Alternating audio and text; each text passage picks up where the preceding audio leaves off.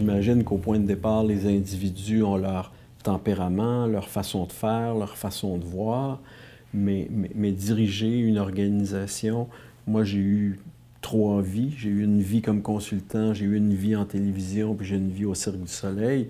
Dans ces 3 expériences-là, j'ai appris beaucoup, beaucoup, beaucoup. Et j'apprends encore énormément.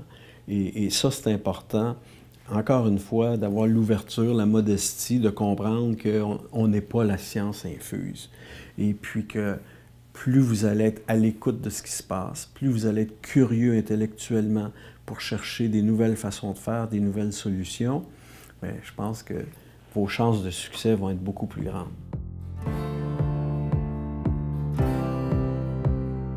Ça n'a pas changé aujourd'hui. Si je retournais 20 ans en arrière dans ma carrière, j'ai l'impression que j'ai la même attitude. Parce que sur des sujets précis, des choses ont changé de façon exponentielle. Lorsqu'on parle, par exemple, des médias sociaux aujourd'hui, moi, je suis né avec la télévision, je ne suis pas né avec les médias sociaux. Donc, les jeunes qui, eux, sont nés avec les médias sociaux, avec l'Internet, ont beaucoup à m'apprendre. Et à ce moment-là, il faut que j'accepte le fait que ces gens-là en savent beaucoup, beaucoup plus que moi sur ces sujets-là. Alors, il me faut, si je veux continuer à évoluer, et pour moi, c'est ça la hantise, c'est de dire, il faut que je continue à évoluer. Parce que si je ne continue pas à évoluer, et si je ne m'intéresse pas aujourd'hui sur ce qui se passe sur les médias sociaux, je vais avoir un problème. Je vais être dépassé.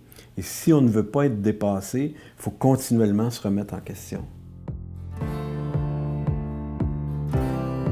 Non, je suis plutôt confiant de nature. Alors, c'est pas une crainte, c'est d'accepter. C'est un besoin qu'on a, c'est de reconnaître. On dit une expression que Guy Laliberté m'avait enseignée, il disait « il faut reconnaître le danger, mais il ne faut pas avoir peur ». Et dans la vie de tous les jours, c'est ce que j'essaie de faire, de reconnaître le danger, mais en même temps de foncer. Il faut foncer. Quand on est en affaires, on n'est pas là pour avoir les 2 pieds sur le frein. On est là pour avoir le pied sur l'accélérateur. Et c'est ça mon travail.